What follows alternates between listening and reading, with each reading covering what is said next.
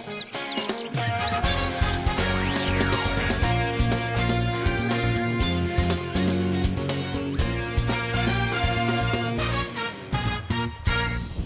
had een dikke trui aan, het hier op zolder, want Storm Francis die raast hier door zijn hond. Maar het maakt het niet, want we zijn gewoon onderwijs van Simmer in Friesland. En mij dit waar, ja, wij kunnen dan beter wezen dan het wetter. Dus we staan hier ook aan het zoeken maar, want we gaan het naar Ichtenbregen.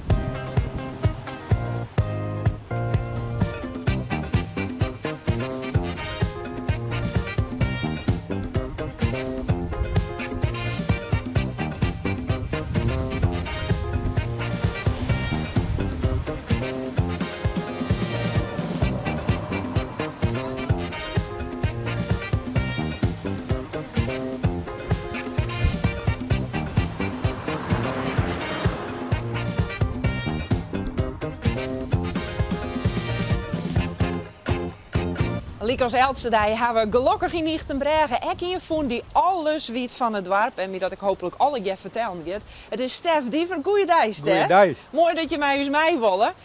Want ik kom hier wel één dag in het hier sowieso, dat is mij de IFKS. Maar eigenlijk weet ik helemaal niks van het dorp. Hoe zo'n jou in één zin Ichtenbregen omschreeuwen? Nou, Ichtenbregen is de poort van het toeristische Friesland, wat de scheepvaart, de toeristische vaart betreft, om Friesland te bereiken. Want alles wat uit het orengedeelte van ons land komt, moet er op deze bregen heen om in Friesland te varen. Grote drokte dus in de simmer. Grote drokte, volle breuring. Nou, ik Gezellig. ben gezellig, ja. Ja, Ik ben heel volop. benieuwd wat voor gezelligs Ichtenbregen nog meer had. Ja? Zullen we gaan? Ja, best. We zijn krijg het hellingpad deel erin gekomen. En nu ben we hier op het plak waar vroeger de werf van familie Boswie. En dan praat ik over plus minus 1900. En daar worden scootjes gebouwd, lietse vrachtschipjes en er werken 24 mensen. En een van de bekendste scootjes is het Zwarte Wief. Van de IFKS. Ja, uit de tienje. Die is hier gebouwd. Ja, die is hier gebouwd en 2 keer per jaar hier op het Zoekermaar, dus meiszielt in de IFKS. En er worden lietse vrachtschipjes gebouwd die dus Zaan en Grint vanuit de omgeving Zwolle naar de bouwbedroegen in Snitsbrochten. En die lietse vrachtschipjes, die bootjes die lijnen s'morgens hier voor het Zoekermaar te wachten. En een uur of 6 maanden, dan ging ik met huis langs het Zoekermaar keimelken en dan begon die skippers te varen. En dan ging het Zoekermaar over, want dan weer de bregen bevolking weer riepen. Ja, weer hartstikke leuk. Vroeger was dat de zuivelfabriek. Praat ik over 40 jaar geleden dat hier dus de malken aanvierd werden van alle boerderijen hier uit de omjouwing waren. En wat is het nou dan? Het is nu hotel, restaurant De Tjongervallei. En het grappige is, we hadden vroeger toen de fabriek net meer draaide, weer dat de grote ronde. En dan hebben we daar ook wel douche georganiseerd. Ken je een beetje donsje? Ik ken net een centimeter douche. Ik ben 3 keer op doucheles met mijn vrouw, maar het is één groot drama. Dan is het maar goed dat het nog een restaurant is. Ja, klopt. Ja, ja. Wie Ichtenbregen een rietdorp? Nee.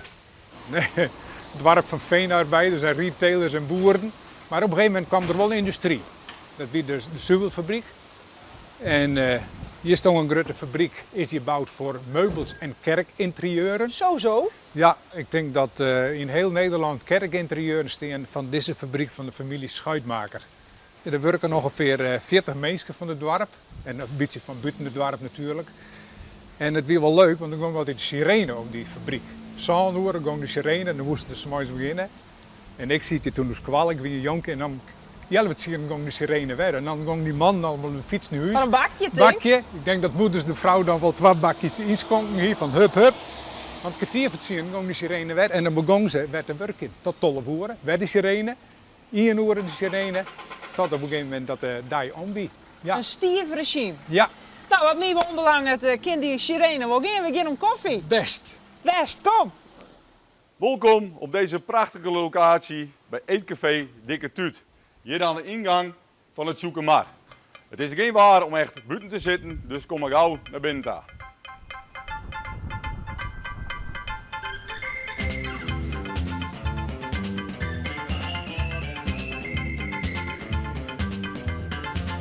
De namen die hebben wij uiteindelijk betocht aan de hand van dat wij vroeger kaartjes kregen en brieven naar vrienden, familieleden of vriendinnen. En dan schreven we meestal onderaan Dikke Tuut Jan of Dikke Tuut Sjoerd. En aan de hand daarvan hebben zij gezegd van ja, we moeten iets hebben wat lekker in een volksmond klinkt.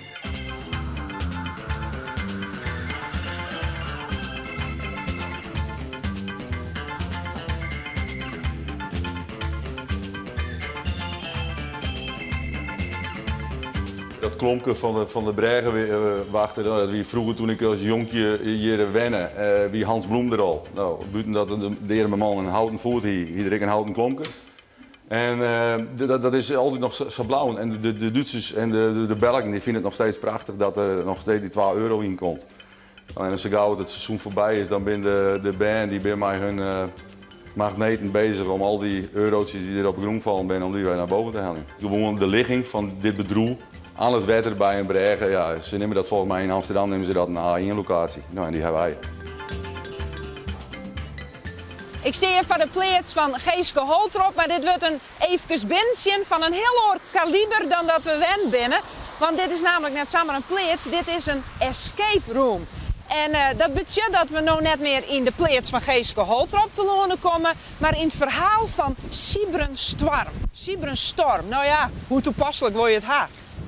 Wielst de storm hier om de plaats heen fluitert, je weer dus het huis van Siebrenstorm in. Nou ha ik de koord al kregen, deze eerste, even net meisje.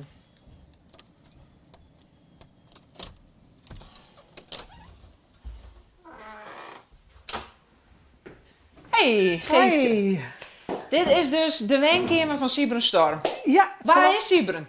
Siebren is wat een apart man. Die heeft deze boerderij gekocht van Beppe Afke. Die wennen er altijd. Maar Beppe Afke wie haar juwelen verjitten. En die hier ze verstoppen in deze boerderij.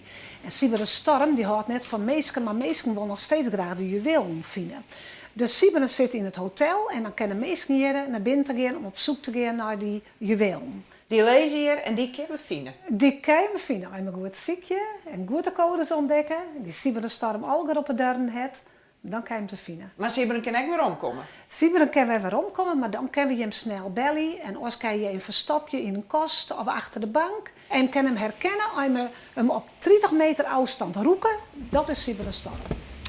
We gaan op zoek naar de juwelen. Je bent dus ook al je kamers. Ja, klopt. De spiegelkamer, de kamer tussen Sjoekemar en Sjonger. En dit is de platenkamer. En hoe ben je nou op het idee gekomen van een escape room op deze wijze? Nou, we hier in deze boerderij hier wij kocht, ja. Maar ja, we hoeven er net te wennen in. En wat dost er maar zo'n voorhuis? Nou, toen wie ik samen met mijn zoon Teunis weer naar een trendwatcher geweest. En die zei van... en toen jaarden we die zei escape room, dat is echt in op het moment. Dus wij zijn, hey, nou weten we wat we doen. We gaan hier een escape room van maken.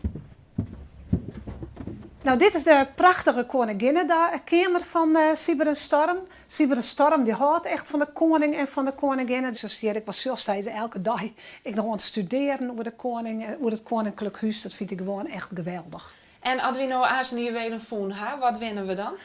Dan kan je de sieraden van Beppe Afke winnen en dan ga je prachtig versierd bij een huis. Het is wel heel leuk, want ik kan me vaststellen dat je ze nou dan ook weer wat dingen verhoren. Dus die kunnen aan de einderdagen je nog die creativiteit in kwijt. Ja, geweldig is dat. Dit is echt een prachtig project. Wat een heerlijke roezige dag hier in Ichtenbergen. Echt, wat meer onbelangrijk simmer in Friesland, hè? Morgen weer we in Rotsterhouwen Sint-Jans Geer. Ik wens je nog een hele noffelijke joen.